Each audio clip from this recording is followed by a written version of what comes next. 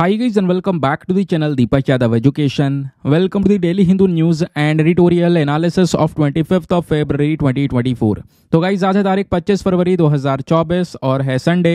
देखेंगे आज के द हिंदू कंप्लीट न्यूज़पेपर को एनालाइज करेंगे। बट लेक्चर में आगे बढ़ने से पहले अगर आपको इस लेक्चर का पीडीएफ चाहिए तो क्या करना है, सबसे पहले डाउनलोड करना है टेलीग्राम, देन उसके बाद जाके सर्च बॉक्स में टाइप करना Deepak Yadav education UPSC. As you can see guys आपको यह वाला चैनल मिल जाएगा, इस पर क्लिक करना और जाकर इस चैनल को ज्वाइन कर लेना। यहाँ से आप डेली बेसिस पे इस लेक्चर के पीडीएफ को डाउनलोड कर पाओगे।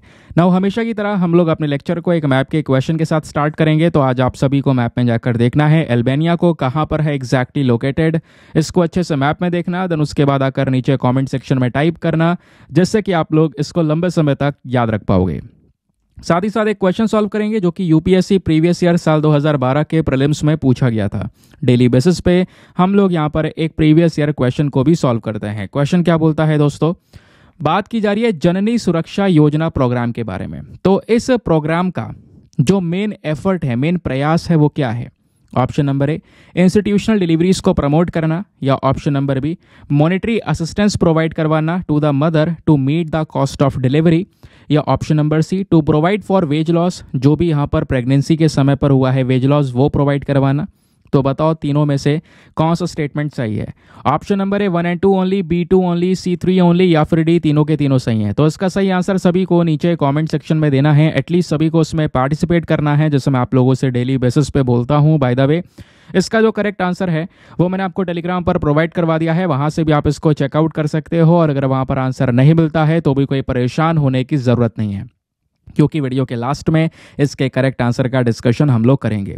तो चलो शुभ आरंभ करते हैं और सबसे पहले आते हैं आज के इंडेक्स के अंदर। देखेंगे आज के इस पर्टिकुलर सेशन में क्या क्या चीज़ें हम कवर करने वाले हैं। और सबसे इंपॉर्टेंट चीज़ दोस्तों, वीडियो को लास्ट तक ज़रूर से देखना। रीज़न ये है क्योंकि लास्ट में आप लोगों को एक क्वेश्चन प्रैक्टिस करवाई जाएगी, लास्ट में एक टेस्ट लिया जाएगा, उस टेस्ट को अटेम्प्ट करना, जो भी स्कोर आएगा उसको नीचे कमेंट सेक्शन में लिखना। उससे फ़ायदा ये होगा कि आपकी मेमोरी पावर इंप्रूव होगी, कंसंट्रेशन पावर इंप्रूव होगी, क्योंकि पूरे लेक्चर को जितनी गहराई, जितने अच्छे से आप सुनोगे उतने अच्छे से ज़्यादा क्वेश्चंस को आप अटेम्प्ट करोगे। ठीक है, तो फिलहाल के लिए आज के सेशन में हम लोग बात करने वाले हैं, केंद्र सरकार ने अभी सरोगेसी को लेकर जो नियम है उसके अंदर बदलाव करे हैं, क्या बदलाव हुए हैं, क्या होता है सरोगेसी, ये जानेंगे। एक इंपॉर्टेंट टॉपिक दोस्तों, इजराइल ने अभी व्यापार का एक नया रास्ता ढूंढ लिया है, क्योंकि आपको पता है रेड सी से जो भी व्यापार हो रहा है वहाँ पर हूदी रेबल्स के लगातार अटैक्स बढ़ते चले गए, जिस वजह से इजराइल को एक नया रास्ता चुनना पड़ा। वो रास्ता क्या है, कैसे काम करेगा, वो समझेंगे। देन उसके बाद पाकिस्तान की एक पनडुब्बी PNS गाजी, उसका मलबा अभी मिला है स्पेशली विशाखापट्टनम के पास में, तो समझेंगे पूरा मैटर। 1971 की वॉर के बारे में कुछ इन्फॉर्मेशन गेन करेंगे। बैड वाटर बेसिन चर्चा में है क्योंकि यहाँ पर वाटर रिफिल होता हुआ नजर आया। देन शिंगबम क्रेटन चर्चा में है, तो ये भी कुछ रेलिवेंट टॉपिक्स होने वाले हैं। फिर दोस्तों यहाँ पर नेविगेट भारत पोर्टल अभी न्यूज़ में बना हुआ है। जाइंट सॉफ्ट शेल टर्टल चर्चाओं में आ चुके हैं। रानी चेन्नम्मा अभी यहाँ पर न्यूज़ में है, तो इनके बारे में बात करने वाले हैं। एक्सरसाइज दोस्ती, फिर उसके बाद cabinet committee on security, Tupolev TU-160M Russia का एक बेहतरीन डिफेंस सिस्टम, चालुक्य डायनेस्टी, ये भी हिस्ट्री का कॉन्सेप्ट होने वाला है। तो ये सारे सेक्शंस या फिर कह सकते हो इन सभी टॉपिक्स को आज के इस लेक्चर में हम कवर करेंगे। और एट द लास्ट वीडियो में आपका टेस्ट तो है ही जिसको आपने अटेम्प्ट करना है। लेकिन आगे बढ़ें उससे पहले आप सभी लोगों का बहुत बहुत शुक्रिया दोस्तों कि हम लोग आज इस चैनल पर 5 लाख की पूरी जो फैमिली है वो हो चुके हैं। तो 500K सब्सक्राइबर्स दोस्तों कल के दिन इस चैनल पर पूरे हुए, और सच में दिल से शुक्रिया आप सभी लोगों का।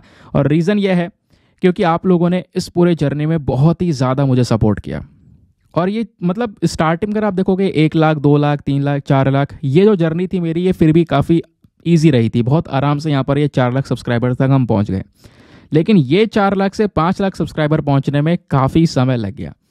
बीच में इतने इश्यूज़ आए, इतनी प्रॉब्लम्स आई, लेकिन उन सब दिक्कतों के बावजूद भी हमारे चैनल पर जो व्यूअर्स बने हुए हैं उन्होंने अपना सपोर्ट बरकरार रखा। अभी आपको पता है बीच में मतलब लास्ट ईयर से दिक्कतों पे दिक्कत आ रही हैं। कॉपीराइट स्ट्राइक आ गया, जिसके चक्कर में हमें पैटर्न चेंज करना पड़ा। फिर उसके बाद पैटर्न चेंज किया, मैंने कुछ आर्टिकल्स लगा के पढ़ाना शुरू किया, उसमें भी वार्निंग आ गई, नहीं भाई आप ये भी यूज़ नहीं करोगे। अब जाकर यहाँ पे मामला थोड़ा शांत हुआ है जब हमने पूरा पैटर्न चेंज कर दिया है। लेकिन दूसरी तरफ जो भी हुआ अच्छा हुआ एक साइड से, क्योंकि वीडियो का इंपॉर्टेंस बढ़ गया है, बहुत सारे इंपॉर्टेंट चीज़ें हमने इंक्लूड कर दी हैं, वीडियो का लेंथ इंक्रीज़ हो चुका है। अभी बीच में आपको पता होगा बैक पेन हो रहा था, ठीक है, बैक पेन के इशू से मैं गुजर रहा था, तो जिसकी वजह से 18 से 20 दिन में बेड रेस्ट करता रहा। फिर उसके बाद जो वीडियो है उस दौरान बहुत लेट अपलोड हो रहा था मॉर्निंग में, है ना, और वीडियो काफ़ी शॉर्ट अपलोड हो रहा था क्योंकि मैं बैठ ही नहीं पा रहा था यार, ना चेयर पे बैठ पा रहा था ना बेड पर बैठ पा रहा था, केवल लेट कर ही सारा काम यहाँ पर हो पा रहा था, क्योंकि वो बिल्कुल बोन में एक बहुत ही ज़्यादा इशू हो गया था, जिस चक्कर में ये प्रॉब्लम क्रिएट हुई। तो मॉर्निंग में वीडियो लेट आ रहा था आपका, छोटे वीडियोज़ आ रहे थे, फिर वो प्रॉब्लम से गुजरे। लेकिन आप लोगों ने लगातार सपोर्ट किया, मेरे पास में बहुत सारे पर्सनल मैसेजेस आए, है ना, बहुत सारे मैंने मैसेजेस रिसीव किए और काफ़ी अच्छा लगा सभी लोगों के यहाँ पर मैसेज देखकर। काफ़ी सारे लोगों ने कॉन्ग्रेचुलेट किया 500 के सब्सक्राइबर्स पूरे होने पर। तो दोस्तों मैं फिर से वही कहूँगा, आपका जो सपोर्ट था उसी की वजह से हम यहाँ तक पहुँचे हैं। क्योंकि सबसे अच्छी चीज़ पता है क्या देखने को मिलती है, जो इस चैनल पर ऑडियंस है या एस्पिरेंट्स हैं वो इस चैनल के प्रति बहुत ही ज़्यादा लॉयल हैं। क्योंकि यूट्यूब का जब हम लोग स्टैटिस्टिक्स देखते हैं तो उस स्टैटिस्टिक्स में ये नज़र आता है कि जो हमारे जो कंटिन्यूस व्यूअर्स हैं, जो यहाँ पर व्यूअर लगातार चल रहे हैं, वो बरकरार बने हुए हैं दोस्तों, ठीक है। ऐसा नहीं है मतलब इधर चले गए उधर चले गए, है ना, ऐसा हो सकता है यहाँ पर होंगे, लेकिन जो हमारा एवरेज रेट चल रहा है वो बिल्कुल सिमिलर चल रहा है जो पहले से चल रहा है, ठीक है। बीच में इश्यूज़ आए लेकिन उसके बावजूद भी जो लोग हैं वो लगातार चैनल पर स्टिक थे, उन लोगों ने यहाँ पर वीडियोज़ इसी चैनल के यहाँ पर प्रेफर किए। तो वो चीज़ देख के यार बहुत खुशी होती है कि हाँ एक ऐसी फैमिली यहाँ पर एक बहुत बड़ी क्रिएट हो चुकी है, और आशा है ऐसी सपोर्ट मिलता रहेगा, आगे ये परिवार और ज़्यादा बड़ा हो और हम सभी लोगों को यहाँ पर सपोर्ट मिले। बाकी दोस्तों मैं खुद आज के समय पर बहुत कोशिश कर रहा हूँ कि वीडियो को ज़्यादा से ज़्यादा इंपॉर्टेंट बनाया जाए, हर एक इंपॉर्टेंट चीज़ जो भी हो उसको कवर किया जाए, भले ही वीडियो कितना लंबा हो जाए। बीच में मैंने 1.5 घंटे का वीडियो बनाना शुरू कर दिया था, अभी 2 दिन पहले आपने देखा होगा, है ना। तो मेरी भी कोशिश वही है, बाकी आप लोग मेहनत करते रहो, और मेहनत करोगे तो ऑब्वियस सी बात है रिजल्ट तो मिलेगा, क्योंकि मेहनत कभी बर्बाद नहीं जाती, ज़रूर से आपको वहाँ पे वो हेल्प करेगी, यहाँ पे नहीं तो कहीं ना कहीं हेल्प करेगी, लेकिन काम में ज़रूर आएगी, ठीक है। चलिए आगे आते हैं और सेशन की शुरुआत करते हैं अपने थंबनेल वाले टॉपिक के साथ में। तो दोस्तों अभी हम लोग यहाँ पर बात कर ही रहे थे जो 1971 के अंदर में इंडिया और पाकिस्तान का वॉर हुआ था। उस वॉर के दौरान दोस्तों पाकिस्तान की पनडुब्बी थी गाजी, उस पनडुब्बी को भारत के इंडियन नेवल शिप राजपूत ने उड़ा दिया, और वो पनडुब्बी जब वहाँ पे पूरी तरह से विस्फोट हो गई तो वहीं पर समुद्र के अंदर डूब गई। तो उसी पनडुब्बी का दोस्तों जो मलबा है वो अभी समुद्र में मिला है, जिस वजह से ये मामला पूरी तरह से चर्चाओं में बना है। आप देखो पाओगे इस टॉपिक को लेकर सभी जो वेरियस इंपॉर्टेंट न्यूज़पेपर्स हैं वो बातें कर रहे हैं, चाहे वो टाइम्स ऑफ इंडिया है, चाहे वो इकोनॉमिक टाइम्स है, चाहे वो बिजनेस स्टैंडर्ड ही क्यों ना हो। जैसा आप देख पाओगे यहाँ पर आर्टिकल है, Indian navy finds wreck of PNS Ghazi, the Pakistani submarine that sunk in 1971 war. चलो मैं आपको थोड़ा सा इस 1971 के वॉर के बारे में पढ़ा देता हूँ, लेकिन उससे पहले दोस्तों एक और इम्पोर्टेंट चीज़ है। पता है यहाँ पर जो ये सबमरीन का मलबा मिला है, कहोगे इसमें क्या नया है यार, कोई भारत के लिए कुछ इंपॉर्टेंट चीज़ है ये? हाँ देखो भारत के लिए बिल्कुल डेफिनेटली एक इंपॉर्टेंट चीज़ है। रीज़न यहाँ पर यह है कि इंडिया के पास में एक ऐसा व्हीकल है जिसका यूज़ करके यहाँ पर ये मलबा मिला है, और उस व्हीकल का नाम है DSRV। आपको पता होगा आज से 2 दिन पहले मैंने जो वीडियो था उसमें मिलन एक्सरसाइज के बारे में पढ़ाया था। उस अभ्यास के दौरान भी दोस्तों इस व्हीकल का यूज़ किया गया। DSRV का फुल फॉर्म है डीप सबमर्जेंस रेस्क्यू व्हीकल। तो दोस्तों भारत की नेवी का इसी व्हीकल ने हाल ही में दोस्तों ये जो पूरा मलबा है इस पनडुब्बी का वो ढूंढ कर निकाला है, बताया है कि भाई इस जगह पर ये मलबा पड़ा हुआ है। ये मलबा एग्जैक्टली कहाँ पर है, चलो मैं आपको थोड़ा सा लोकेशन दिखाता हूँ।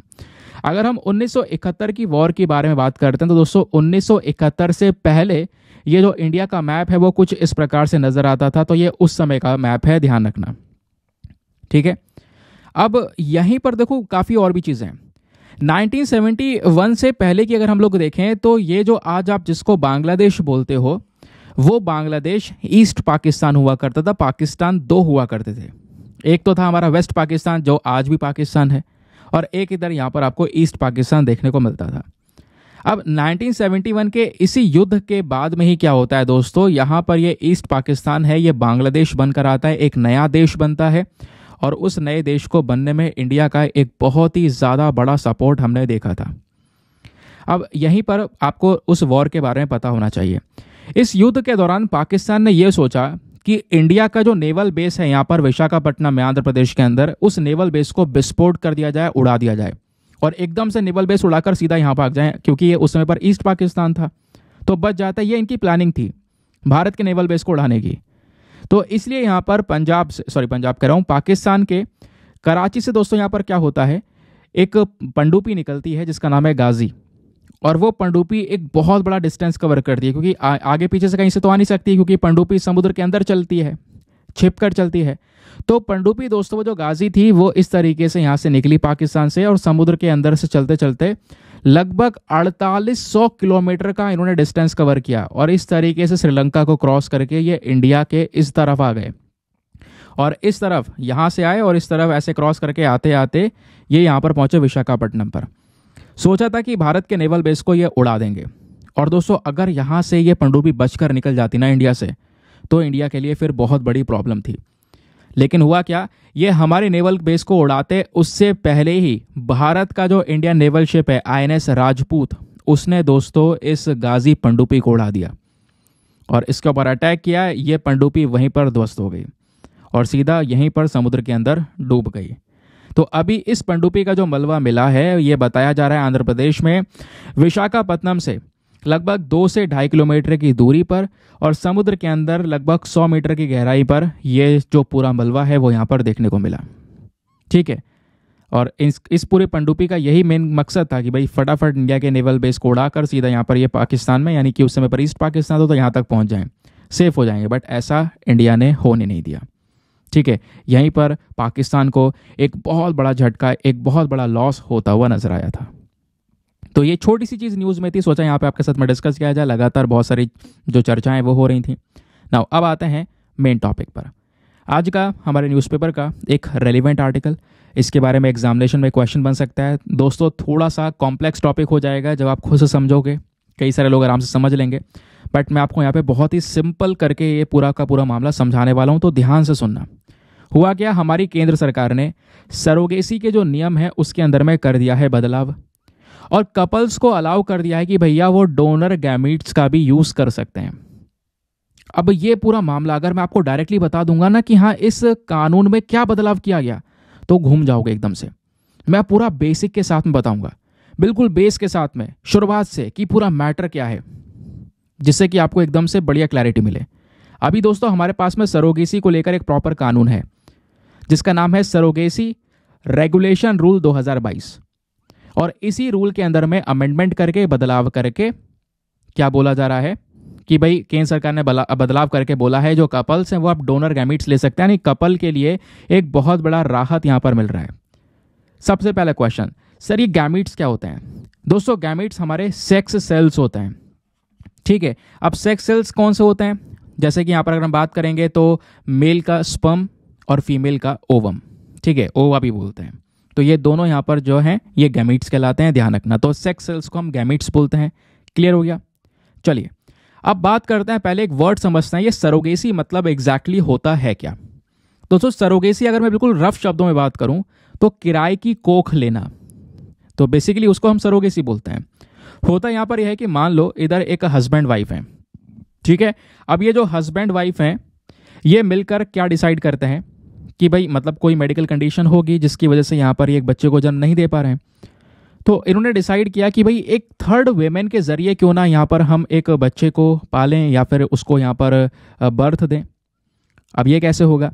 तो दोस्तों यहाँ पर जब इन दोनों की मेडिकल कंडीशन सूटेबल नहीं थी जिसके बेसिस पर यहाँ पर ये बच्चे को नहीं जन्म दे पाए, तो इसको लेकर हुआ क्या, इन्होंने सोचा कि हम एक तीसरी महिला को लेंगे, एक थर्ड वेमेन को यहाँ पर लेंगे, उनके साथ में कॉन्ट्रैक्ट करेंगे और उनसे बोलेंगे क्या आप हमारे बच्चे को कैरी कर सकती हैं अपने वोम्ब में, हमारे बच्चे को आप जन्म दे सकती हैं।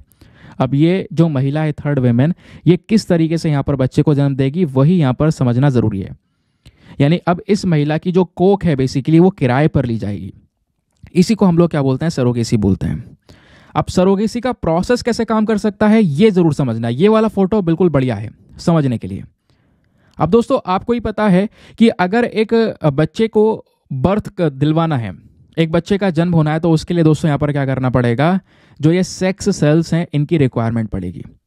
रिक्वायरमेंट जैसे यहाँ पर जैसे मैंने बोला कि जो कपल है वो चाहते हैं कि हाँ भाई तीसरी महिला हमारे बच्चे को बर्थ दे, जीवन दे। अब ये कैसे होगा, तो ये जो पेरेंट्स हैं, स्पेशली यहाँ पर अगर आप देख पाओगे तो जिस पे यहाँ पे बात हो रही है, जो पेरेंट्स हैं, स्पेशली यहाँ पर जो महिला हैं, जो मदर है, मदर का एग लिया जाएगा और फादर का स्पर्म लिया जाएगा, और एग और स्पर्म दोनों को मिलकर प्रिपेयर किया जाएगा आईवीएफ टेक्नोलॉजी से, यानी इन विट्रो फर्टिलाइजेशन से। अब ये क्या होता है दोस्तों, मैं आपको ये समझाता हूँ। महिला से हमने एग को बाहर निकाल लिया और मेन का स्पर्म यूज़ किया, तो एग और स्पर्म का जो कॉम्बिनेशन या प्रेपरेशन है वो तैयार कर लिया। और इस प्रेपरेशन से क्या होगा, जो वो एग है, जो वो अंडा है दोस्तों, वो डेवलप होना शुरू होगा, वो एक बच्चे का शेप लेना शुरू करेगा, जिसको बोलते हैं हम एम्ब्रियो। ठीक है, तो एग लेने के बाद में, स्पर्म के साथ में प्रिपेयर करने के बाद में, वही जो एग है वही क्या होगा, फर्टिलाइज हो जाएगा। फर्टिलाइज होने के बाद में अब यहाँ पर वो एम्ब्रियो का डेवलपमेंट शुरू हो जाएगा। यानी स्टार्टिंग में तो ये एग ऐसा था, अब फर्टिलाइज हो गया स्पर्म के प्रेपरेशन के बाद में, तो अब ये इस तरीके से यहाँ पर छोटा सा जो ये अंडा है वो धीरे धीरे एक बच्चे का शेप लेना शुरू कर देगा। ठीक है, 4 सप्ताह बाद फोटस इस प्रकार का हो जाएगा, 10 सप्ताह बाद ऐसे, 16 सप्ताह बाद ऐसे, और 20 सप्ताह बाद इस तरीके से पूरा रेडी हो जाएगा। अब ये होता है। अब हुआ क्या कि हमने एग और साथ ही साथ में स्पर्म लिया, आईवीएफ से क्या कर दिया, एम्ब्रियो डेवलपमेंट हो गया। अब एम्ब्रियो जैसे ही डेवलप हुआ, ठीक है, हमने पेरेंट्स के ये लिए और उसके बाद में एम्ब्रियो को डेवलप किया, और एम्ब्रियो के डेवलप होने के बाद में जो तीसरी महिला को हायर किया गया था, उस तीसरी महिला के अंदर में उस एम्ब्रियो को हमने ट्रांसफ़र कर दिया। अब वो तीसरी महिला में जैसे एम्ब्रियो ट्रांसफ़र हुआ, अब क्या होगा, ये महिला यहाँ पर सीधा प्रेग्नेंट हो जाएंगी। अब ये जो पूरी जर्नी है वो शुरू होगी। अब ये जो एम्ब्रियो डेवलपमेंट है इसी महिला के वॉम्ब में होगा, और एट द लास्ट यहाँ पर यही महिला क्या करेंगी, इस बच्चे को जन्म देंगी। तो ये पूरा दोस्तों यहाँ पे सरोगेसी का प्रोसेस चलता है। अब क्या हुआ, इसमें एक चीज़ ये भी थी, सुप्रीम कोर्ट ने बोला था कि भैया जो भी बच्चा आप सरोगेसी के माध्यम से करना चाहते हो तो ठीक है, लेकिन उसके लिए बच्चे के जेनेटिक्स आपसे मिलने चाहिए, और इसीलिए यहाँ पर जो पेरेंट्स का एग और यहाँ पर स्पर्म है उसको यूज़ करने की बात की गई थी। लेकिन कुछ समय पहले सुप्रीम कोर्ट के अंदर एक केस आया जहाँ पर महिला आई, और महिला का कहना यह है कि भाई यहाँ पर मेरे बॉडी के अंदर में एग्स फॉर्मेशन को लेकर भी एक बहुत बड़ी प्रॉब्लम है, तो मेडिकल कंडीशन से गुजर रही हूँ जिसकी वजह से एग फॉर्म नहीं हो पा रहा है, तो यहाँ पर मुझे एक दिक्कत होगी, मुझे यहाँ पर एग भी डोनर के थ्रू लेना पड़ेगा। तो ये थोड़ा सा टिपिकल केस था। सुप्रीम कोर्ट ने बोला ठीक है, आप डोनर से एग ले सकते हो। ठीक है, तो डोनर से एग लेने के बाद में दोस्तों एम्ब्रियो डेवलपमेंट करने के बाद में जाकर यहाँ पे क्या किया गया, इस तरीके से सरोगेसी की गई। तो वही अभी सरकार ने इस वाले लॉ के अंदर में चेंज करने की बात की है कि भाई पहले क्या हो रहा था, पहले किसी डोनर का आप गैमीट यूज नहीं कर सकते थे, अब डोनर का गैमीट यानी डोनर के जो सेक्स सेल्स हैं वो आप यूज कर सकते हो। ये यहाँ पर एक नया बदलाव देखने को मिला है। तो सेंट्रल गवर्नमेंट ने जो सरोगेसी रेगुलेशन रूल 2022 के अंदर जो चेंज किया है उसमें अलाउ कर दिया है क्या, भाई डोनर गैमीट का इस्तेमाल किया जा सकता है। तो कोई अगर यहाँ पर डोनेशन के माध्यम से अगर आपको चाहिए एग सेल या स्पर्म चाहिए, तो आप डोनेशन लेने के बाद भी ये काम कर सकते हो, डोनेशन लेने के बाद में भी सरोगेसी कर सकते हो। पहले ये डोनेशन वाला प्रोसेस नहीं था, अब इस डोनेशन को ऐड कर दिया गया। बस इतना सा मामला दोस्तों यहाँ पर चर्चाओं में था, तो इसका बेस समझना इसलिए ज़रूरी था। अब बात आती है सरोगेसी की। तो दोस्तों सरोगेसी भी 2 प्रकार की होती है, एक होती है कमर्शियल सरोगेसी, एक होती है अल्ट्रुइस्टिक सरोगेसी। कमर्शियल सरोगेसी में क्या होता है दोस्तों, यहाँ पर जो महिला है जिसको यहाँ पर हायर किया गया है, रखा गया है कि भाई यहाँ पर वो हमारे बच्चों को जन्म देगी, है ना, उन कपल्स के माध्यम से, तो उस महिला का सारा मेडिकल का खर्चा, इंश्योरेंस कवरेज, और साथ ही साथ में उसकी और भी यहाँ पर थोड़ा एक्सपेंडिचर जो हो गए, यानी उसको ऑलरेडी जो कैश के बेनिफिट्स हैं वो यहाँ पर दिए जाएंगे। तो एक कमर्शियल सरोगेसी, यहाँ पर महिला को सीधा सीधा पैसों से एक बहुत बड़ा फायदा मिल रहा है, जिसकी वजह से यहाँ पर वो एक कपल का जो बच्चा है उसको यहाँ पर पाल रही है अपने वॉम्ब में। दूसरी प्रकार की जो सरोगेसी होती है वो होती है अल्ट्रुइस्टिक सरोगेसी। इसमें कोई भी मॉनेटरी कंपोजिशन नहीं है कि भाई एक्स्ट्रा पैसा नहीं दिया जाएगा, हाँ, बस खाली उस महिला का जो मेडिकल एक्सपेंस है वो पूरा कर लिया जाएगा, इंश्योरेंस कवरेज कर लिया जाएगा प्रेगनेंसी के समय तक, और बाकी यहाँ पर कोई ऐसा बाकी दूसरा खर्चा नहीं होगा। तो ये होती है अल्ट्रुइस्टिक सरोगेसी। इंडिया में अगर हम लोग बात करेंगे दोस्तों, तो इंडिया में 1978 से ही लगातार जो सरोगेसी है वो प्रैक्टिस की जाती है।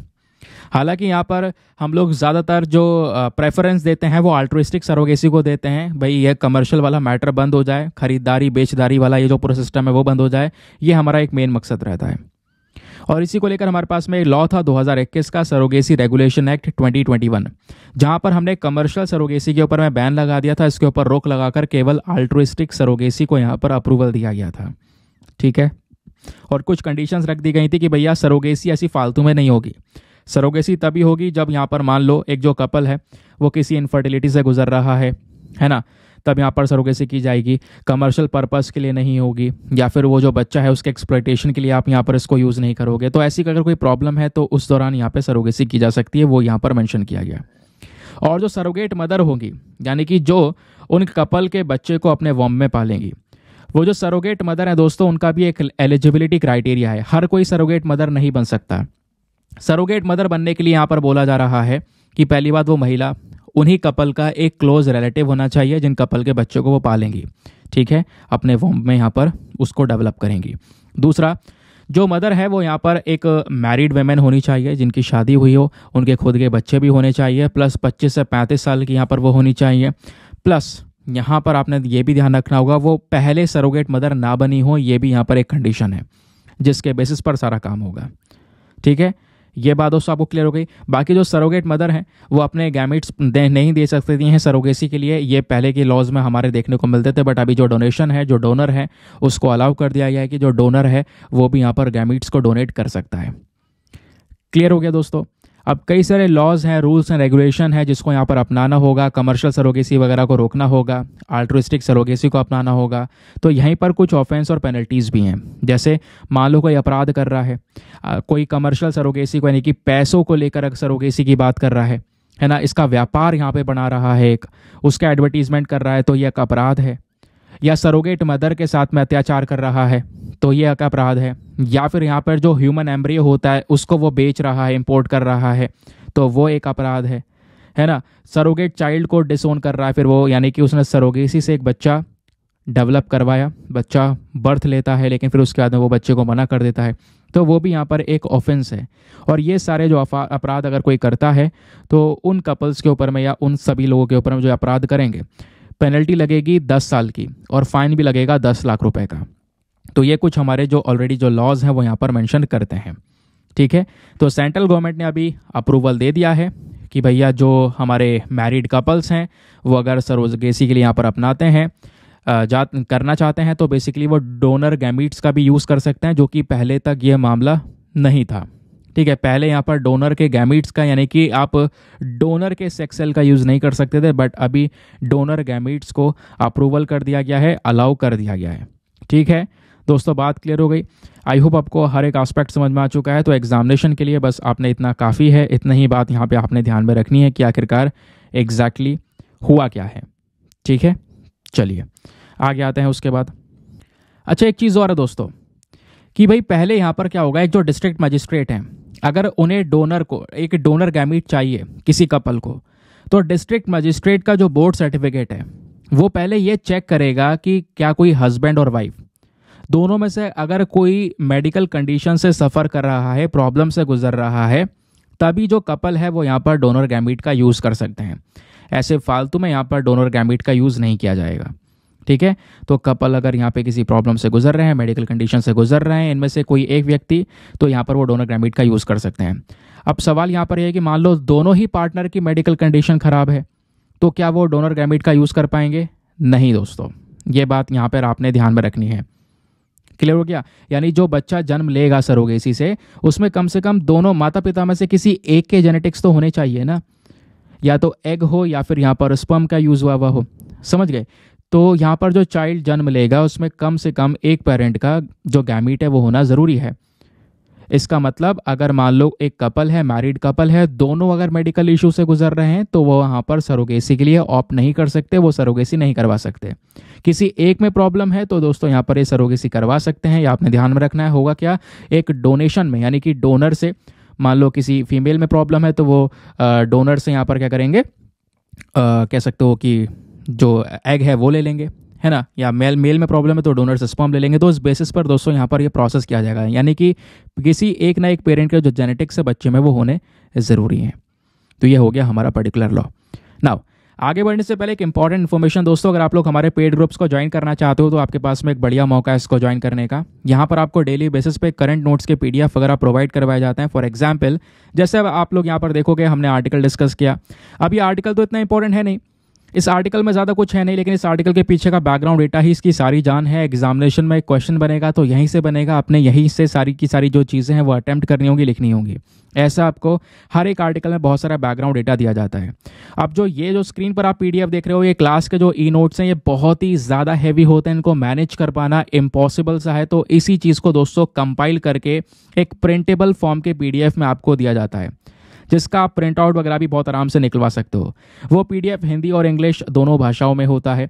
आपका सारा कंटेंट इस ग्रुप में सिक्योर होता है, यानी कि PDF डाउनलोड करने की टेंशन, स्टोर करने की टेंशन आपकी सारी खत्म हो जाती हैं, क्योंकि इस ग्रुप को ज्वाइन कर लोगे तो सारा का सारा करंट अफेयर डेट वाइज पड़ा हुआ है। किसी भी तारीख का PDF उठाओ, डाउनलोड करो, पढ़ो, डिलीट कर दो, आपके पास में अनलिमिटेड ऑप्शन है। स्टोरेज की कोई दिक्कत ही नहीं है, नोट्स बनाने की कोई दिक्कत ही नहीं है, क्योंकि सारे नोट्स आपको यहाँ पर बने बनाए रेडीमेड मिल रहे हैं। अब इस ग्रुप को ज्वाइन करने का जो फी पेमेंट है वो भी बहुत मिनिमम है, just 499 for the lifetime access. जब तक आपका सिलेक्शन ना हो जाए तब तक आप 499 में इस ग्रुप को ज्वाइन करके रख सकते हैं, और गारंटी है कुछ ही दिन बाद आपका अमाउंट यहाँ पर रिकवर हो जाएगा। आपको खुद फील होगा, बट आपको बेनिफिट्स बरकरार मिलते रहेंगे।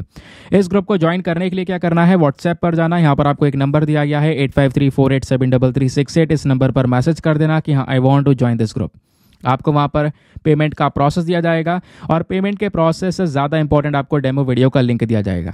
आप पूरे डेमो वीडियो को चेक कर लेना, देखना भाई मुझे किस तरीके से फ़ायदे हो रहे हैं, और अपने आप को फाइनली सेटिस्फाई करने के बाद में जाकर अपना वो इन्वेस्टमेंट आप कर सकते हैं। ठीक है, चलिए बाकी दोस्तों मेक श्योर किया करो यार, वीडियो पर जो लाइक का बटन है उसको प्रेस कर दिया करो। एक छोटा सा टारगेट होता है हमारा 5000 लाइक्स का, जिसका प्लीज़ आप अचीव करवा सकते हो।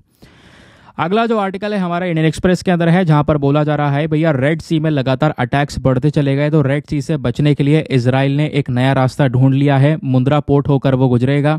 तो ये कौन सा रास्ता होने वाला है, ज़रा फटाफट इसको समझते हैं। पहले दोस्तों हमें रेड सी का जो लोकेशन है या कुछ बेसिक डेटा है वो पता होना चाहिए कि सर ये रेड सी है कहाँ पर। ये आप देख पाओगे, ये वाला मैप देखो, ये इंडिया है, ठीक है, पीछे यहाँ पे यूरोप तक जोड़ना है। तो यहाँ पे अगर हम यूरोप से व्यापार कर रहे हैं तो रेड सी के माध्यम से व्यापार करते ही करते हैं। तो भारत के जहाज़ इस तरीके से जाते हैं, यहाँ से होते हुए, ये आप देख पाओगे ये रेड सी है हमारा, ये पूरा का पूरा रेड सी है। यहाँ से होता हुआ सुएज कैनाल से होता हुआ तब जाके यहाँ पर मेडिटेरेनियन सी में गुजरता हुआ यूरोप से जुड़ता है वो। अब दोस्तों यहाँ पे होता क्या है, होता यह है कि इस रेड सी के अंदर यमन ये देश है बेसिकली, यहाँ पर इस पोर्शन को कब्जाया हुआ है हूदी रेबल्स ने। तो हूदी रेबल्स क्या कर रहे हैं, इन वाले जहाज़ को, यहाँ से जो जहाज़ निकल रहे हैं, स्पेशली इजराइल के जो जहाज़ निकल रहे हैं, क्योंकि इजराइल और गाज़ा पट्टी में लड़ाई चल रही है, आपको पता ही है, लगातार इजराइल ने बम बरसाए हैं, वहाँ पर कई सारे लोगों की जान गई है। और जो यहाँ पर हूदी रेबल्स हैं वो गाज़ा पट्टी यानी पैलेस्टीन के सपोर्ट में है, यानी इजराइल के खिलाफ। तो जितने भी यहाँ से जहाज़ जा रहे हैं जिनका एसोसिएशन इजराइल के साथ में होता है, फिर उसके ऊपर ये अटैक करना शुरू कर देते हैं, जिसकी वजह से इजराइल परेशान हो चुका है, व्यापार प्रॉपरली नहीं कर पा रहा है। समझ गए। तो इसके लिए इजराइल ने दोस्तों एक नया रास्ता ढूंढ लिया है, और वो नया रास्ता कौन सा होने वाला है, वो गुजरेगा मुंद्रा पोर्ट होकर। कहने का मतलब है अगर भारत को इजराइल से व्यापार करना, इजराइल कुछ भेजना और ख़रीदना चाहता है, तो सीधा हमारा जो जहाज़ है मुंद्रा पोर्ट से जाएगा। मुंद्रा पोर्ट से होता हुआ पहले तो वो UAE के अंदर में जो एक बंदरगाह है वहाँ पे उतरेगा जहाज़ सारा सामान वहाँ पे उतार देगा, और फिर वो सारा सामान ट्रक में भरकर इस तरीके से ले जाया जाएगा, सऊदी अरेबिया से गुजरता हुआ, जॉर्डन से गुजरता हुआ सीधा यहाँ पर इजराइल पहुँच जाएगा, क्योंकि यहाँ पर ये इजराइल है। तो इसमें अंदर जाने की फिर हमें ज़रूरत ही नहीं पड़ेगी, रेड सी में जाने की ज़रूरत नहीं पड़ेगी। तो रेड सी में जाने की बजाय सीधा यहाँ से मुंद्रा पोर्ट से पहुँचेगा जबेल अली पोर्ट पर सामान, और इधर ट्रक में भर के सीधा यहाँ पर पीछे से इजराइल पहुँच जाएगा। तो हूथी रेबल्स अब अटैक करते रहें, यहाँ पे इजराइल को कोई फ़र्क नहीं पड़ेगा। तो दोस्तों एक नया रास्ता चुन लिया गया जिसके बारे में मैंने आपको बताया। रेड सी का लोकेशन हम लोगों ने ऑलरेडी डिस्कस कर लिया है। सबसे इंपॉर्टेंट चीज़ दोस्तों आपको पता होना चाहिए, जो रेड सी है ये एक इंपॉर्टेंट जगह भी है। ये जो लाल सागर है ये दुनिया का एक हॉटेस्ट सॉल्टिएस्ट सी वाटर का एरिया है। यहाँ पर बहुत गर्म पानी भी प्रेजेंट है, प्लस यहाँ पर बहुत खारा पानी भी प्रेजेंट है। इस एरिया का यानी इस लाल सागर का इम्पोर्टेंस हमारी ज़िंदगी में बहुत है। यहाँ से जहाज़ डेली बेसिस पर बहुत ज़्यादा मात्रा में निकलते हैं। यूरोप, अफ्रीका, इंडिया, इन सब के बीच में कनेक्टिविटी को ये मेंटेन करता है। इंडिया की अगर हम बात करेंगे तो रेड सी के माध्यम से हम ढेर सारा व्यापार करते हैं, यूरोप तक जाते हैं। ठीक है, तो ऑब्वियस ही बात है नुकसान होगा। ये जो रूट है ये कहीं ना कहीं कह सकते हो कि दुनिया भर में जितने भी कंटेनर होते हैं उसका 30% ट्रैफिक यहीं से दोस्तों यहाँ पर जैम हो जाता है। लेकिन जो हूथी रेबल्स हैं इन्होंने ये सारा का सारा मामला ख़राब कर दिया, जिसकी वजह से कहीं ना कहीं जो व्यापार है रेड सी में प्रॉपर नहीं हो पा रहा है। हूथी रेबल्स की बात करेंगे तो ये रेबल्स कहाँ पर है दोस्तों, यमन के अंदर में। यमन यह देश है और भी यहाँ पर रेड सी है जहाँ से हमारे जहाज़ जाते हैं। बट अभी इजराइल ने कहा कि हम यहाँ की बजाय ऊपर से ही जहाज़ निकाल लेंगे, तो यहाँ पर पहुँचेगा ही नहीं। ठीक है, तो हुआ क्या दोस्तों, यमन में अगर आप देखोगे तो एक इनकी गवर्नमेंट है, यहाँ पे यमन की सरकार है, दूसरी तरफ यहाँ पे हूथी रेबल्स हैं। ये लगातार सरकार के खिलाफ विद्रोह कर रहे हैं, सरकार के खिलाफ यहाँ पर लड़ रहे हैं। इनका मेन टारगेट है कि सरकार वगैरह ख़त्म करके इनका मेन कंट्रोल हो पूरे यमन के ऊपर। इन हूथी रेबल्स को सपोर्ट कर रही है ईरान की सरकार। ठीक है, यमन को सपोर्ट कर रही है सऊदी अरेबिया की सरकार। तो यमन की सरकार को, इनकी गवर्नमेंट को सपोर्ट कर रहा है सऊदी अरेबिया, लेकिन हूथी रेबल्स को सपोर्ट कर रहा है पीछे से ईरान। तो ईरान और सऊदी अरेबिया भी दोस्तों कह सकते हो कि एक प्रॉक्सी वॉर खेल रहे हैं इस यमन के अंदर में। ठीक है, इस प्रकार की वॉर को हम प्रॉक्सी वॉर बोलते हैं।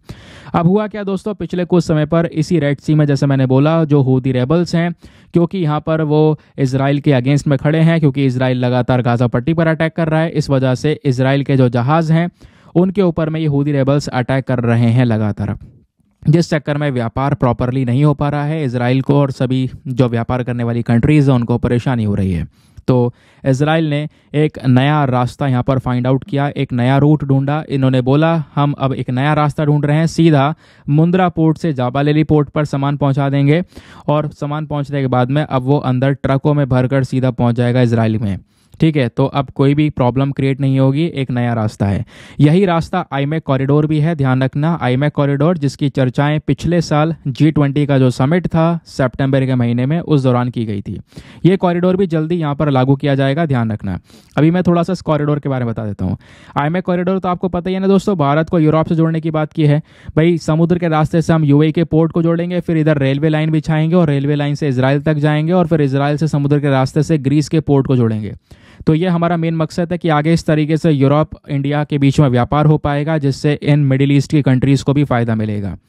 अच्छा, लेकिन अब एक तरफ एक क्वेश्चन आपके दिमाग में और होगा। क्वेश्चन ये है कि भाई जो हूथी रेबल्स हैं वो तो पैलेस्टीन के सपोर्टर हैं, लगातार इजराइल के ऊपर ही अटैक कर रहे हैं, इजराइल के जहाज़ के ऊपर अटैक कर रहे हैं। तो इजराइल जब दूसरा रास्ता यहाँ पर ढूंढ रहा है कि वो यूएई सऊदी अरेबिया से जाएगा, तो क्या सऊदी अरेबिया और यूएई जैसी कंट्रीज़ अपने आप में से जाने देंगी? जॉर्डन वगैरह यहाँ पर क्या ये अलाउ करेंगे इजराइल के सामान को जाने के लिए? क्योंकि ऑब्वियस सी बात है ये जो कंट्रीज़ है वो भी पैलेस्टीन को सपोर्ट करेंगी। तो ये भी कई सारे लोगों के दिमाग में होगा। तो दोस्तों ऐसा नहीं है, ये कंट्रीज़ यहाँ पर अभी तक सपोर्ट में नहीं आई हैं। बेसिकली अगर आप देखोगे तो ये वो कंट्रीज़ हैं, चाहे वो यूएई की बात कर लें हम लोग, है ना, चाहे हम लोग सऊदी अरेबिया की बात कर लें, ये वो कंट्रीज़ है जिन्होंने ऑलरेडी यहाँ पर एक अब्राहम अकॉर्ड नाम का एग्रीमेंट कर रखा है इजराइल के साथ में। इजराइल को एक पर्टिकुलर कंट्री की मान्यता दी गई है, एक देश की मान्यता दी गई है। तो अब ऑब्वियस सी बात है, देश की मान्यता दी गई है तो ये लोग यहाँ पर खुलकर व्यापार कर रहे हैं, और इजराइल भी यहाँ पर अपना व्यापार कर सकेगा। इजराइल को यहाँ पर दोस्तों कोई नहीं रोकने वाला। फिर तो वही चीज़ हम लोग आज के समय पर देख रहे हैं। तो ये जो अब्राहम अकॉर्ड है, इसके माध्यम से जो कुछ अरब कंट्रीज़ हैं, वो अरब कंट्रीज़ ऑलरेडी यहाँ पर इजराइल को एक देश का दर्जा दे चुकी हैं, तो उनके व्यापार के संबंध बने हुए हैं। तो यहाँ से व्यापार वो कर सकता है इजराइल, स्पेशली यूएई वगैरह से व्यापार हो सकता है, क्योंकि यूएई ऑलरेडी इजराइल को एक देश का दर्जा दे चुका है। समझ गए? तो ये यहाँ पर पूरा का पूरा मामला चल रहा है। तो इस पूरे नए रास्ते से बेनिफिट्स क्या होंगे? बहुत सारे बेनिफिट्स होने वाले हैं दोस्तों। जैसे एक नया रास्ता खुल जाएगा, सबसे पहली चीज़, है ना। उसके अलावा एक कह सकते हो कि एम्प्लॉयमेंट जनरेशन वो हमको देखने को मिलेगा। दूसरी चीज़, जो फ्रेंडली रिलेशंस है मिडिल ईस्ट कंट्री के साथ में, इसराइल के वॉर डेवलप होंगे तो इसराइल के संबंध और देशों के साथ में बढ़ते हुए नजर आएंगे। और देश हो सकते हैं आने वाले समय पर एक मान्यता दे सकें, है ना। कहीं पर ट्रांसपोर्टेशन फ़ी जो है वो भी आपको कम देखने को मिलेगी, उसकी वजह से भी बहुत सारे जो बेनिफिट्स है वो यहाँ पर होने वाले हैं। उसके अलावा दोस्तों अगर आप देखोगे जो ये लैंड रूट होने वाला है, इससे जो समय था, ट्रैवल टाइम है वो कम हो जाएगा, क्योंकि समुद्र के ज़रिए रास्ता जाता, समुद्र के ज़रिए थोड़ा ज़्यादा समय लगता, लेकिन अभी ज़मीन के ज़रिए, रोड के ज़रिए जाएंगे तो थोड़ा सा कम लगेगा। तो उससे भी बहुत सारा यहाँ पर कह सकते हो सऊदी अरेबिया को रेवेन्यू जनरेट होगा, तो इन कंट्रीज़ को भी फ़ायदा होगा। तो हर एक कंट्री को यहाँ पर फ़ायदा होता हुआ नज़र आ रहा है इस पर्टिकुलर प्रोजेक्ट से, ऐसा यहाँ पर बोला जा रहा है। क्लियर हो गया? कोई भी क्वेश्चन आएगा आप आराम से उसको हैंडल कर सकते हो। नाउ आते हैं नेक्स्ट आर्टिकल की तरफ। यहाँ पर बात हो रही है दोस्तों बैड वाटर बेसिन के बारे में। तो ये बैड वाटर बेसिन कुछ इस प्रकार से दिखाई दे रहा है, ये सूखा था बट धीरे धीरे यहाँ पर पानी भरता चले जा रहा है, रिफिल होता हुआ नजर आ रहा है, जिस वजह से ये न्यूज़ में है। ठीक है, अभी दोस्तों क्या है ये बैड वाटर बेसिन? एक ऐसा बेसिन है जो कि एंडोरेक है। एंडोरेक मतलब क्या होता है मैं आपको बताता हूँ। एंडोरेक मतलब इसमें ना एक ऐसा बेसिन, एक ऐसी झील कह सकते हो जिसमें केवल बाहर से पानी आता है। इसमें पानी आता है, पानी यहाँ से बाहर नहीं निकल पाता। ऐसे बेसिन्स को हम क्या बोलते हैं? एंडोरेक बोलते हैं। केवल पानी यहाँ पर एंटर करता है, फिर से बोल रहा हूँ, बाहर नहीं, बाहर जाने का रास्ता नहीं होता इसमें। तो यानी पानी इकट्ठा होता चले जाएगा। तो पानी खाली कैसे होगा फिर इसमें? तो पानी खाली होता है दोस्तों एवेपोरेशन से। मान लो एक झील है, इसमें केवल पानी आने का रास्ता है, जाने का नहीं है। तो पानी भर जाता है, तो उसके बाद में जो इवेपोरेशन है यानी सूर्य की गर्मी है, उससे भाप बन के वो पानी खत्म होता है, उड़ता है। तो ऐसा बेसिन है ये बैड वाटर बेसिन, जिसको जो कि नेचर में एंडोरेक है। अब एंडोरेक क्या होता है ये भी आपको पता चल गया।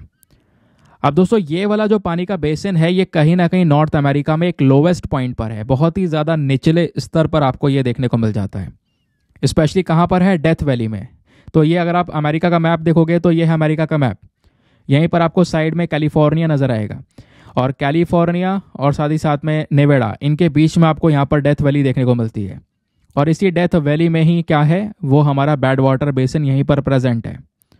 ठीक है, तो यहाँ पर बोला जा रहा है कि पिछले 6 महीनों में थोड़े बाद बारिश हुआ है, पैटर्न के अंदर चेंज हुआ है, जिसकी वजह से वापस से इसमें पानी भरता हुआ नजर आया इस बेसिन के अंदर, और जिसकी वजह से एग्जामिनेशन में आपका क्वेश्चन बन जाता है, और अभी ये चर्चाओं में भी आ चुका है। ठीक है, तो रिसेंटली बारिश की वजह से, प्रेसिपिटेशन बढ़ने की वजह से भी यहाँ पर क्या हुआ है, जो पानी है वो इकट्ठा हुआ है, इसका पानी रिप्लेनिश होता हुआ नजर आया है। तो बैड वाटर बेसिन आपसे क्वेश्चन बनेगा कहाँ पर है, तो आप बता दोगे। बाकी डेथ वैली के बारे में क्वेश्चन बनेगा तो ये भी बताना होगा, डेथ वैली कहाँ पर है, ये भी यहाँ पर आपको यूएसए में कैलिफोर्निया में देखने को मिलती है। ठीक है, डेथ वैली स्पेशली कहाँ पर है, तो एक ग्रेट बेसिन है और दूसरा मोजावा डेजर्ट, इनके बीच में आपको ये डेथ वैली देखने को मिलती है। क्लियर हो गया दोस्तों? तो डेथ वैली ज़्यादातर सूखा हुआ रीजन है, क्योंकि यहाँ पर साइड में पहाड़ है, तो बारिश होती है तो पहाड़ के उधर ही दूसरी तरफ हो जाती है, इधर प्रॉपर हो नहीं पाती है। तो इस वजह से यहाँ पर जो डेथ वैली है वो सूखा पड़ा हुआ रीजन आपको देखने को मिलता है। एक लोवेस्ट जगह पर है, बहुत ही निचले स्तर पर है, बहुत ही गर्म है, बहुत ही सूखा पोर्शन नॉर्थ अमेरिका का ये देखने को मिलता है, जिसको हम बोलते हैं डेथ वैली। यहाँ का टेम्परेचर भी काफ़ी ज़्यादा हॉट है, और यहाँ पे सूखा पड़ा हुआ है, जैसा यहाँ पे आप कुछ फोटोज़ में देख पा रहे होंगे। ठीक है, आगे आते हैं। नाउ अगले आर्टिकल में दोस्तों बात की जा रही है नेविगेट भारत पोर्टल के बारे में। एक और इम्पॉर्टेंट यहाँ पर आर्टिकल है, बोला जा रहा है कि हाल ही में जो हमारी ministry of information and broadcasting है, इन्होंने 4 अलग अलग पोर्टल यानी वेबसाइट को लॉन्च किया है, और जिसमें से एक है प्रेस सेवा, दूसरा है national register for LCO, local cable operator की बात की जा रही है, फिर है CBC and then navigate portal.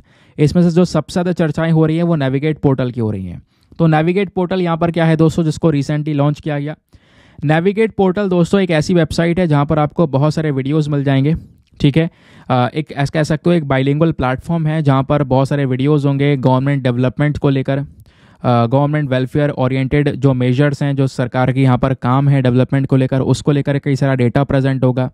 और ये प्लेटफॉर्म कहीं ना कहीं हमारे सिटीज़न को और ज़्यादा मजबूत और ज़्यादा सशक्त बनाएगा कि भाई उनके पास में एक सिंगल प्लेटफॉर्म है जहाँ से वो कई सारे वीडियोस को डाउनलोड कर सकते हैं, सर्च कर सकते हैं, स्ट्रीम कर सकते हैं, शेयर कर सकते हैं, जो भी हमारी सरकारी स्कीम से संबंधित है। ठीक है, तो उसके लिए एक प्रॉपर वन स्टॉप प्लेटफॉर्म यहाँ पर तैयार किया गया है।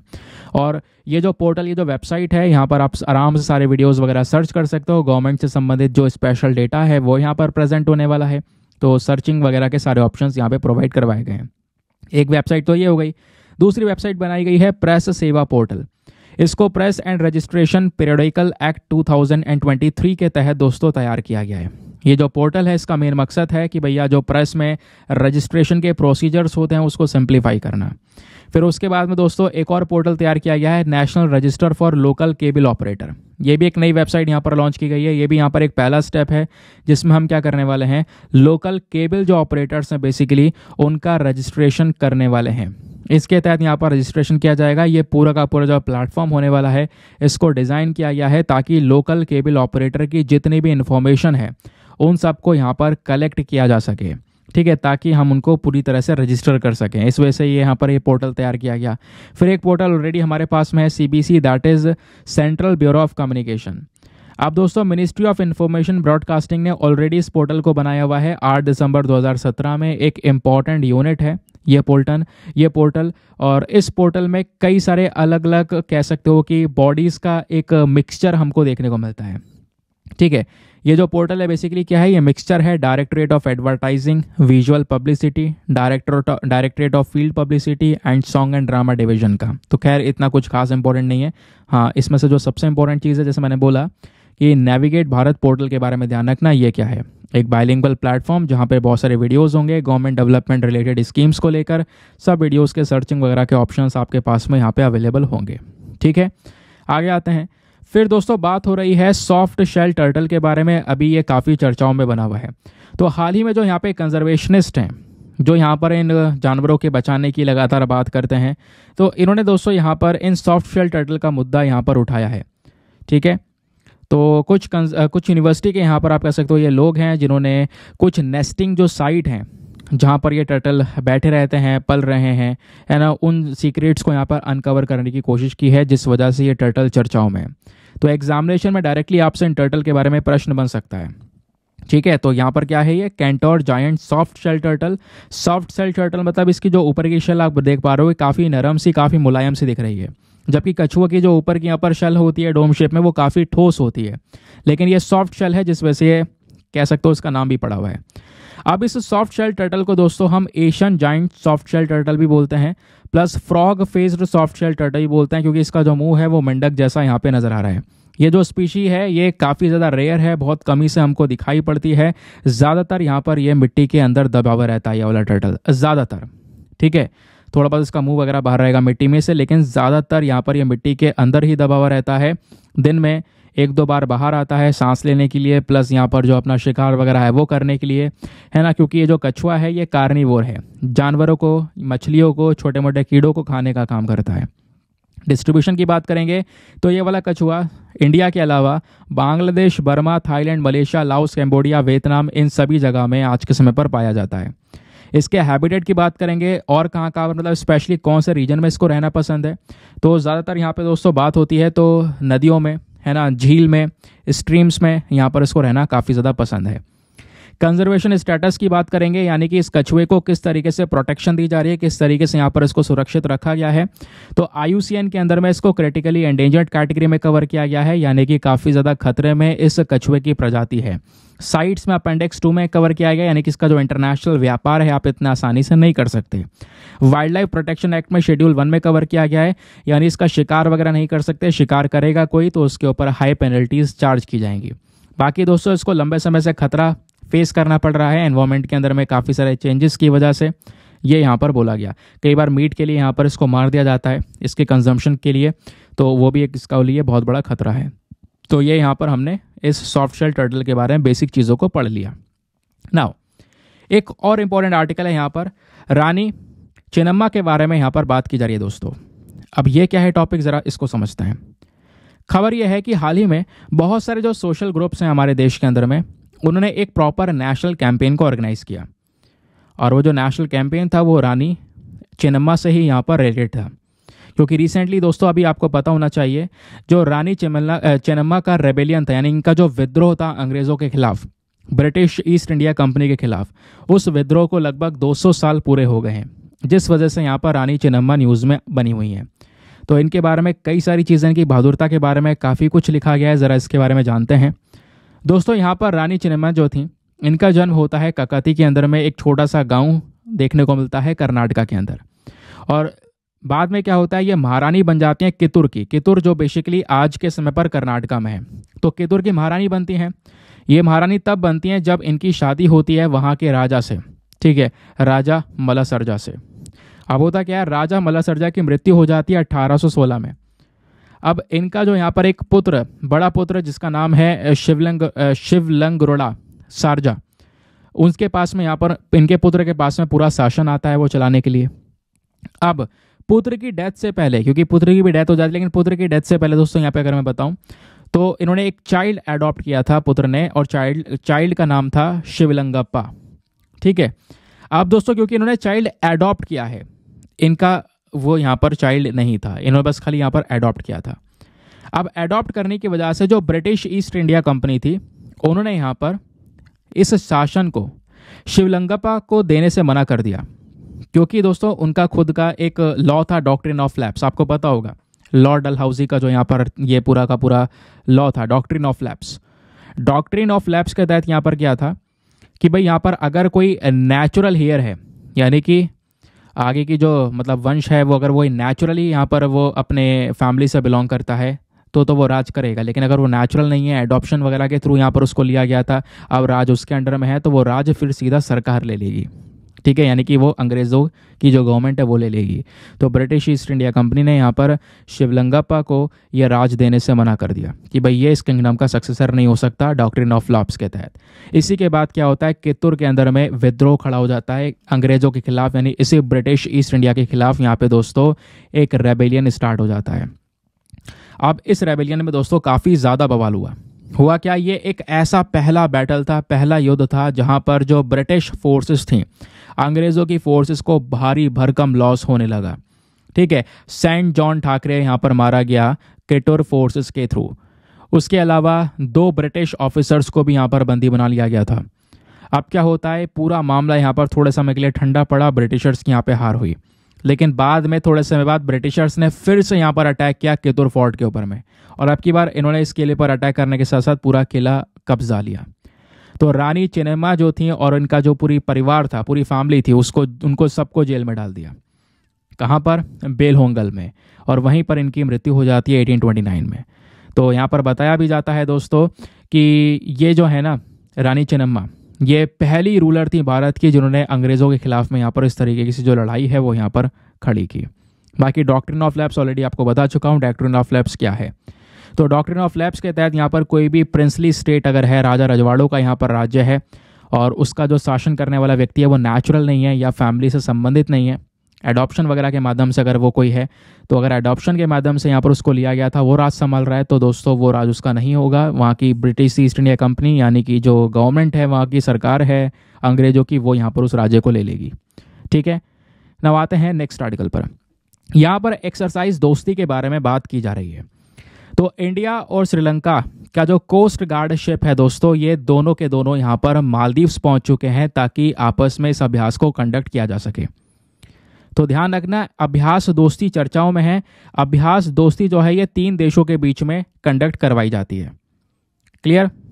अब ये एक ट्राइलेटरल एक्सरसाइज है, प्लीज ध्यान रखिएगा। इंडिया, श्रीलंका, मालदीव्स के बीच में ये अभ्यास होता है। एक्सरसाइज दोस्ती आपसे क्वेश्चन बन सकता है। ये एक बाइनल एक्सरसाइज यानी हर 2 साल में एक बार इस अभ्यास को कंडक्ट किया जाता है। सबसे पहली बार यह अभ्यास हुआ था 1991 में इंडिया मालदीव्स के बीच में, इंडिया मालदीव्स के कोस्ट गार्ड के बीच में। श्रीलंका ने इस अभ्यास को बाद में ज्वाइन किया 2012 में। तब से ये ट्राइलेटरल अभ्यास कहलाया जाने लगा कि भाई ये तीनों देशों के बीच में अभ्यास होता है।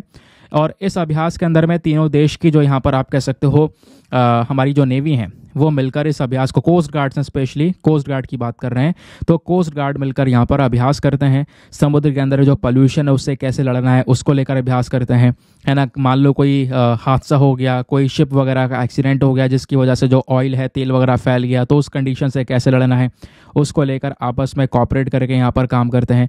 तो ये अभ्यास के अंदर में इन तीनों देशों की जो कोस्ट गार्ड्स हैं उनके जो फ्रेंडशिप है, उनके जो रिलेशंस हैं, उनके डिफेंस रिलेशंस जो हैं वो और ज़्यादा मजबूत होते हुए चले जाते हैं। लेकिन अब की बार जो दोस्तों यहाँ पर ये एक्सरसाइज दोस्ती है, ये 16वां एडिशन है। ध्यान रखना, ये आप देख पाओगे इंडिया और मालदीव्स का पूरा ट्वीट है। ये एक 16वां एडिशन है, ध्यान रखना। इसमें Bangladesh as a observer country है, ठीक है। कंट्री वैसा नहीं है, साथ का एक ऑब्जर्वर कंट्री है। अब ये दोस्ती जो है, दोस्ती ये 16वां एडिशन था, ठीक है। 16th एडिशन हमको देखने को मिल रहा है। इसमें मालदीव्स, इंडिया, श्रीलंका के कोस्ट गार्ड और बांग्लादेश एक एज अ ऑब्जर्वर कंट्री है, इन सब ने मिलकर इसमें पार्टिसिपेट किया, कोलैबोरेशन किया। इंडिया ने अपना जो इंडियन कोस्ट गार्ड शिप है Samarth, plus Indian coast guard ship Abhinav and then Indian coast guard ग्लोरियर, इन सबको यहाँ पर भेजा अभ्यास के लिए, ठीक है। ये आप लोग देख पाओगे, कुछ फोटोज़ वगैरह यहाँ पे हमको नज़र आती हैं। तो क्वेश्चन बन सकता है ये जो एक्सरसाइज दोस्ती है कौन से देशों के बीच में होती है। इसमें 3 तो इसके पार्टिसिपेटेड कंट्रीज़ हैं, इंडिया, मालदीव्स और श्रीलंका।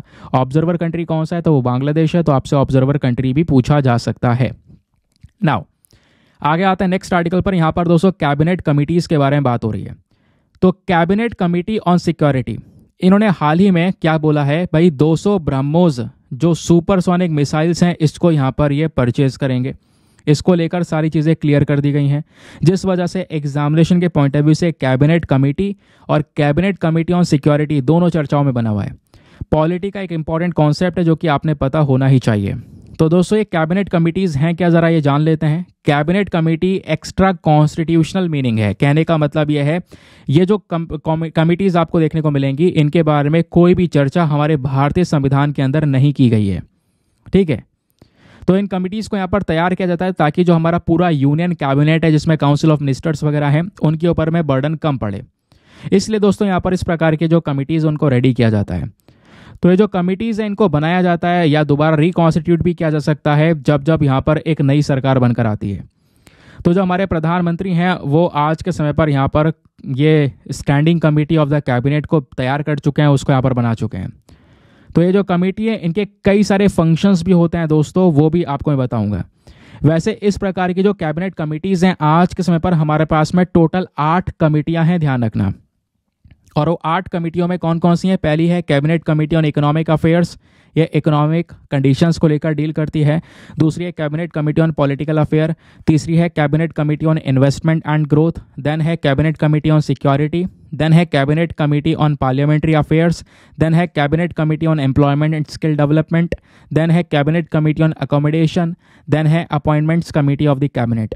तो ये टोटल 8 कैबिनेट कमिटीज़ हमारी देखने को मिलती हैं जो कि अलग अलग हैं। और ध्यान रखना जितनी भी सभी कैबिनेट कमिटीज़ होती हैं उनको हमारे प्रधानमंत्री ही चेयर करते हैं और इसमें बहुत सारे नंबर ऑफ कैबिनेट मिनिस्टर्स भी प्रेजेंट होते हैं।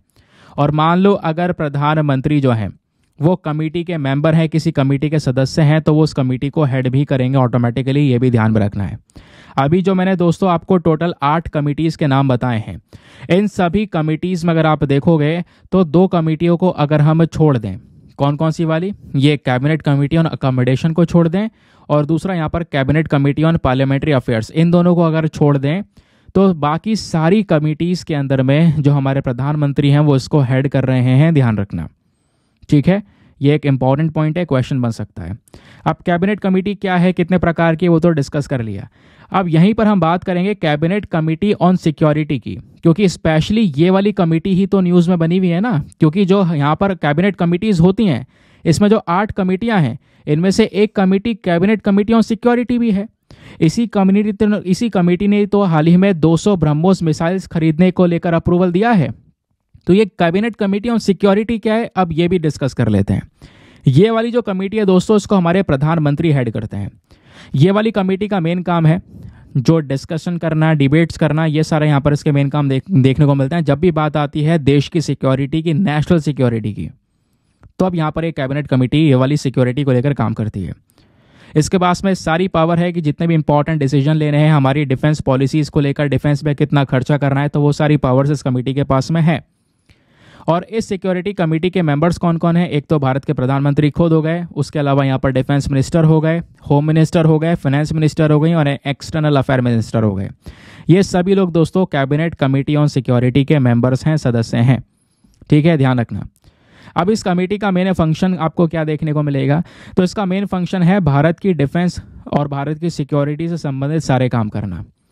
तो ये जो कैबिनेट कमेटी ऑन सिक्योरिटी है ये क्या करती है, इंडिया का जो पूरा लॉ एंड ऑर्डर है, देश की नेशनल सिक्योरिटी है, उससे संबंधित सारे इश्यूज को डील करती है। क्लियर हो गया। तो देश के जो भी यहाँ पर हमारे बॉर्डर को लेकर या सिक्योरिटी को लेकर इश्यूज होंगे वो सारे इश्यूज यहाँ पर ये cabinet committee on security deal करेगा। और साथ ही साथ में कैबिनेट कमेटी ऑन सिक्योरिटी जो है ये ऐसे केसेस भी देगा जहां पर बात हो रही है कि भैया 1000 करोड़ से ज़्यादा खर्चा हो रहा है, एक्सपेंडिचर हो रहे हैं डिफेंस के अंदर में, डिफेंस प्रोडक्शन में, तो वैसे पर्टिकुलर केसेस भी सारे के सारे इस कमेटी के पास में चले जाते हैं। ये कमेटी डिस्कस करता है हमारे देश के स्पेशली जो सिक्योरिटी है हमारी नेशन की है ना, उसके ऊपर पॉलिटिकल इश्यूज़ का क्या इम्पैक्ट पड़ेगा, वो सारे डिस्कशंस भी ये जो कमेटी है इसके अंदर में किए जाते हैं। दूसरी बात दोस्तों, एक और नया आर्टिकल, छोटा सा आर्टिकल है, डिफेंस के पर्सपेक्टिव से ज़रा डिस्कस कर लेते हैं। बात हो रही है ट्यूपोलेव टीयू की। अब ये ट्यूपोलेव टीयू क्या है जो कि हाल ही में न्यूज़ में देखने को मिला। हुआ क्या, जो रशियन प्रेसिडेंट हैं व्लादिमीर पुतिन, उन्होंने हाल ही में दोस्तों एक नया एकदम मॉडर्न सिस्टम जो है ट्यूपोलेव टीयू 160M का, ये यहाँ पर अभी दुनिया को दिखाया, जिस वजह से ये प्रॉपरली न्यूज़ में आ चुका है। ये है क्या, तो इस तरीके का दोस्तों यहाँ पर इसको कह सकते हो, ये एक मिसाइल कैरिंग बॉम्बर है। मिसाइल को कैरी करने वाला यहाँ पर ये पूरा का पूरा हमारा एक सिस्टम नज़र आता है जिसका नाम है ट्यूपोलेव TU 160M। तो ये जो TU 160M है एक मॉडर्नाइज वर्जन है कोल्ड वॉर एरा के समय के बॉम्बर का, यानी कि जब सोवियत यूनियन हुआ करता था, शीत युद्ध चल रहा था, तो उस ज़माने भी दोस्तों इस प्रकार के बॉम्बर का यूज़ हुआ करता था। तो उसी का यहाँ पर एक एडवांस वर्जन अभी यहाँ पर रशिया ने दुनिया को दिखाया। तो ये एक रशिया का supersonic variable wing strategic missile carrying bomber है जो मिसाइल लेकर जगह जगह पर विस्फोट कर सकता है। इसको व्हाइट स्वान भी बोला जाता है रशिया में, ध्यान रखना, क्वेश्चन आपसे बन सकता है। रशिया क्लेम करता है ये दुनिया का सबसे तेज चलने वाला हैवीएस्ट पेलोड कैरिंग बॉम्बर है जो बड़े बड़े भारी भारी बॉम्ब्स को लेकर कैरी कर सकता है। इवन इस पूरे सिस्टम को इस तरीके से डिज़ाइन किया गया है कि कहीं पर बहुत रिमोट एरियाज है, बहुत ही पिछड़ा एरिया है, उसको हिट करना है न्यूक्लियर वेपन से या कन्वेंशनल वेपन से, तो ये काम भी ये पर्टिकुलर वेपन कर सकता है। तो बड़े बड़े न्यूक्लियर वेपन का अटैक भी यहाँ पर कर सकता है, ये इसकी कैपेबिलिटीज़ हैं। अब इसके फीचर्स क्या हैं दोस्तों, तो ये जो ट्यूपोलेव TU 160M है, इसके अंदर अगर आप देखोगे तो 4 क्रू बैठ सकते हैं, ठीक है। उसके अलावा यहाँ पर ये 12 क्रूज मिसाइल को लेकर कैरी कर सकता है, 12 शॉर्ट रेंज न्यूक्लियर मिसाइल्स तक को लेकर ये कैरी कर सकता है। ये जो पूरा जहाज़ आपको दिख रहा है दोस्तों, ये विमान, ये लगभग 12,000 किलोमीटर तक उड़ सकता है नॉन स्टॉप, बिना रिफ्यूलिंग के। ये इसकी ताकत है। इसके अंदर में जो आफ्टर बर्निंग टर्बोफैन इंजन्स हैं वो लगाए गए हैं, इस वजह से इसकी वजह से इसकी कैपेबिलिटी है कि वे बिना रुके 12,000 किलोमीटर ये उड़ सकता है। इसकी जो मैक्सिमम स्पीड है वो लगभग 2220 किलोमीटर प्रति घंटा है। आप इमेजिन करो, ये है स्पीड। लगभग 16,000 मीटर की ऊंचाई पर यहाँ पर उड़ सकता है। इसके अंदर कुछ फीचर्स आपको देखने को मिल जाएंगे, नेविगेशन सिस्टम है, अपग्रेडिंग रडार यहाँ पर देखने को मिलेगा, बाकी सारे और भी कुछ एक्स्ट्रा सिस्टम्स यहाँ पर लगाए गए हैं, वो यहाँ पर समझाया गया। क्लियर हो गया दोस्तों। नाउ आगे आते हैं। अब आगे बढ़ने से पहले ये वाला जो आर्टिकल है इसको हम थोड़ी देर में नहीं, इसको कल ही डिस्कस करेंगे, ठीक है। तो थोड़ा लंबा हो जाएगा ये, वरना इसको कल डिस्कस करेंगे क्योंकि आज का सेशन ऑलरेडी काफ़ी लेट हो चुका है, क्योंकि कंटेंट बनाने में टाइम लग गया है, इस वजह से लेट हो गया। एनीवे जो सेशन है, जैसे मैंने बोला, ये हम लोग एक आर्टिकल रह जा रहा है, वो हम कल कवर कर लेंगे, तो उसके लिए प्लीज़ परेशान ना होइएगा। बाकी आते हैं प्रीलिम्स रैपिड फायर के क्वेश्चन के ऊपर में। फटाफट इन क्वेश्चन को अटेम्प्ट करने की कोशिश करना। सरल से क्वेश्चन है, 2-3 क्वेश्चन यहाँ पर आपको देखने को मिलेंगे। Question number 1, consider the following. आपको 4 देश के नाम दिए गए हैं, India, Sri Lanka, Maldives and Myanmar. पूछा गया इनमें से कितने देश आपको देखने को मिलेंगे जो एक्सरसाइज दोस्ती के अंदर में पार्टिसिपेट करते हैं। इनमें से कितने देश हैं जो एक्सरसाइज दोस्ती में पार्टिसिपेट कर रहे हैं। ऑप्शन नंबर ए केवल 1, ऑप्शन नंबर बी केवल 2, ऑप्शन नंबर सी केवल 3, या फिर ऑप्शन नंबर सी चारों के चारों। बताओ क्या होना चाहिए इसका उत्तर। नाउ नेक्स्ट क्वेश्चन बात करता है union cabinet committee on security को लेकर आपके सामने 2 स्टेटमेंट्स है, बताना इन दोनों में से कौन सा स्टेटमेंट सही है। पहला, ये जो union cabinet committee on security है, ये क्या करती है, हमारे देश के जितने भी एक्सपेंडिचर, स्पेशली डिफेंस सेक्टर के अंदर जो भी खर्चे होते हैं, उनसे संबंधित कोई पॉलिसीज है, एक्सपेंडिचर है, वो सारे इंपॉर्टेंट डिसीजंस को लेने का काम करती है। सेकेंड स्टेटमेंट, इस कमेटी को हेड किया जाता है हमारे मिनिस्टर ऑफ डिफेंस के थ्रू। ये आपको बताना है कि भैया बताओ दोनों में से कौन सा सही है। छोटा सा लॉजिक लगाकर आप सॉल्व कर पाओगे। तो ऑप्शन नंबर ए केवल पहला वाला स्टेटमेंट सही है, या ऑप्शन नंबर बी केवल दूसरा सही है, या ऑप्शन नंबर सी दोनों सही है, या ऑप्शन नंबर डी दोनों के दोनों गलत है। नीदर वन एंड नर टू। बताओ इसका सही उत्तर क्या होना चाहिए। नाउ नेक्स्ट क्वेश्चन बात करता है नेविगेट भारत पोर्टल के बारे में। तो नेविगेट भारत पोर्टल को लेकर अगेन 2 स्टेटमेंट दिए गए हैं, बताना है कौन सा स्टेटमेंट सही है। पहला स्टेटमेंट बोलता है कि जो ये पोर्टल है इसको डेवलप किया गया है ministry of information and broadcasting के थ्रू। सेकंड स्टेटमेंट बोलता है कि इस पोर्टल के अंदर में दोस्तों ये पोर्टल क्या करेगा, सरकारी जो डेवलपमेंट रिलेटेड जितने भी मेजर्स हैं, जितने भी यहाँ पर कह सकते हो कि गवर्नमेंट के स्कीम्स हैं, सिटीजन वेलफेयर ओरिएंटेड मेजर्स हैं, इनके वीडियोस को यहाँ पर ये होस्ट करने का काम करेगा प्लेटफॉर्म। तो बताओ दोनों स्टेटमेंट में से कौन सा स्टेटमेंट सही है। ऑप्शन नंबर ए 1 ओनली, बी 2 ओनली, सी दोनों सही हैं या डी दोनों के दोनों गलत हैं। तो ये बस 3 ही क्वेश्चंस हैं। देखते हैं यहाँ पर आप लोगों ने यहाँ पर इन क्वेश्चन के आंसर कैसे दिए हैं। आशा है तीनों के तीनों क्वेश्चन के आंसर सही दिए होंगे, क्योंकि बहुत सरल से क्वेश्चन अभी हमने पढ़ा है। दिमाग लगाओगे तो आराम से सॉल्व यहाँ पर कर पाओगे। तो पहले हम लोग इन क्वेश्चन के आंसर देख लेते हैं। लास्ट वाले क्वेश्चन से ही शुरू करते हैं। यहाँ पे आपसे नेविगेट भारत पोर्टल के बारे में पूछा गया है। बताओ 2 स्टेटमेंट है, दोनों में से कौन सा स्टेटमेंट सही है। तो इसका सही उत्तर आपका ऑप्शन नंबर सी है, दोनों के दोनों स्टेटमेंट सही हैं, क्योंकि यहाँ इस पोर्टल को डेवलप इसी मंत्रालय ने किया है और इस पोर्टल पर आपको यहाँ पे गवर्नमेंट डेवलपमेंट रिलेटेड जो मेजर्स हैं उनके वीडियोज़ आपको देखने को मिल जाते हैं। फिर उसके बाद में नेक्स्ट क्वेश्चन आपसे पूछा गया union cabinet committee on security को लेकर कि बताओ 2 स्टेटमेंट है, दोनों में से कौन सा सही है।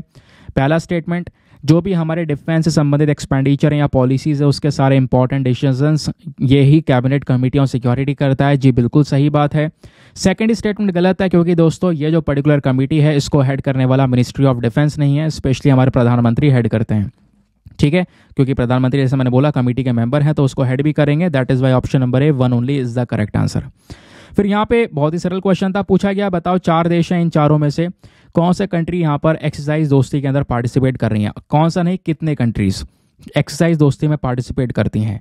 तो इसका सही उत्तर है ऑप्शन नंबर सी, केवल 3, इंडिया, श्रीलंका, मालदीव्स। भाई म्यांमार का कोई नाम नहीं है, ध्यान रखना। म्यांमार का यहाँ पर इस अभ्यास में कोई भी रोल नहीं है। हाँ, किसी एक देश का रोल है, वो है बांग्लादेश का, लेकिन बांग्लादेश भी एक ऑब्जर्वर कंट्री रहेगा, ध्यान रखना। वैसे जो रियल पार्टिसिपेशन है वो इन तीनों देशों का देखने को मिलता है। ठीक है, बात क्लियर हो गई। तो ये थे आज के हमारे कुछ क्वेश्चंस। आई होप आप लोगों ने मैक्सिमम क्वेश्चंस को बिल्कुल सही सही अटेम्प्ट किया होगा। नाउ आते हैं प्रीलिम्स वाले क्वेश्चन पर। 2012 में आपसे पूछा गया था जननी सुरक्षा योजना प्रोग्राम का जो मेन प्रयास है, मेन एफर्ट है, वो क्या है। तो इसका सही उत्तर है option number a and b only, यानी पहला और दूसरा सही है कि भाई हाँ, ये जननी सुरक्षा योजना क्या करता है, इंस्टीट्यूशनल डिलीवरीज, हॉस्पिटल के अंदर बच्चे की डिलीवरी को प्रमोट करता है। सेकंड चीज़ यहाँ पे अगर आप देखोगे तो मॉनेटरी असिस्टेंस प्रोवाइड कर पाता है, स्पेशली यहाँ पर उन माओ को, उन मदर को जो कि डिलीवरी के समय पर हैं, तो डिलीवरी की कॉस्ट को यहाँ पर पूरा करने के लिए सपोर्ट देता है। ठीक है, तो जननी यानी कि माँ से संबंधित पूरी ये स्कीम है, तो इस तरीके से हम देख सकते थे। तो option number A 1 and 2 only is the correct answer. Now मिलते हैं आपसे अगले वीडियो में। आज के लिए bye bye, have a nice day, thank you and जय हिंद।